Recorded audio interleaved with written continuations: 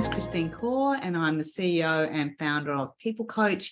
And today I want to talk to you about the concept of assuming positive intent. That means that when someone does something to you or around you, or says something or doesn't do something but annoys you, we have two ways that we can approach this. We can say they're doing this deliberately to annoy me. They know better.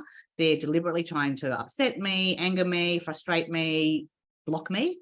Or you can assume that none of those things are happening, but in fact, their intention was pure, but their delivery was bad. And perhaps they didn't understand the ramifications. Perhaps it was ignorance. Perhaps it was uncaringness. Perhaps it was lack of time. It could be a myriad of reasons. But when you assume that someone's deliberately trying to frustrate or annoy you, there's a very different outcome that happens versus if you assume positive intent. And I'm going to give you two examples that are quite personal to me, where they could have gone very, very badly, but in fact, I harbor no malice or any ill will towards anyone.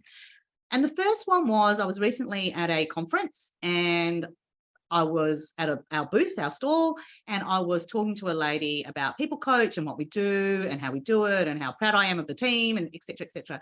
And she was really curious and she was really interested and she was very complimentary about what we were doing.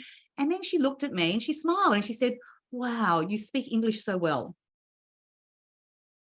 Now, I could have chosen to be really insulted by that, to be angry, to feel discriminated against.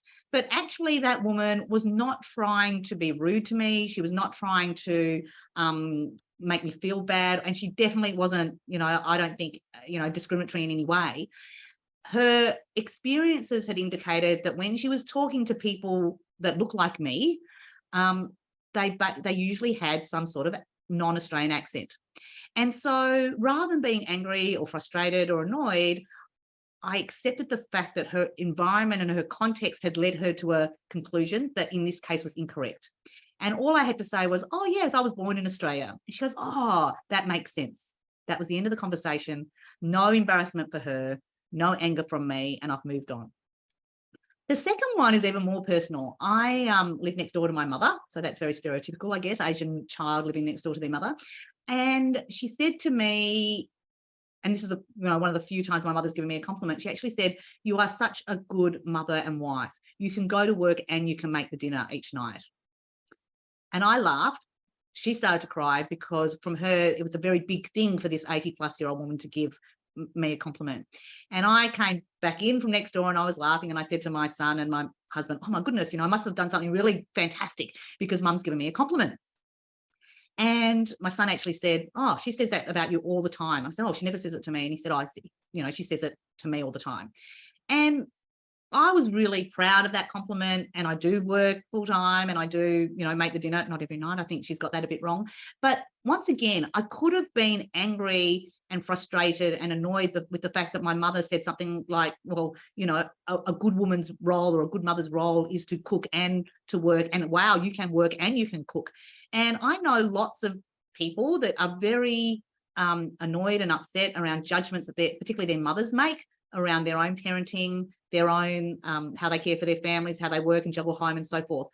Again, I choose not to do that. I choose to say my mother, with the environment that she was brought up in and her expectations and her own, limiting and belief or value set, says that this is what a good wife and mother does. And she believes that I'm a good wife and mother. And that's all I need to take out of it. And I assumed positive intent. I assumed that she was trying to give me a compliment. I assumed that she was trying to tell me she's proud of me rather than assuming that she was trying to put me down by being surprised that I could both work and cook.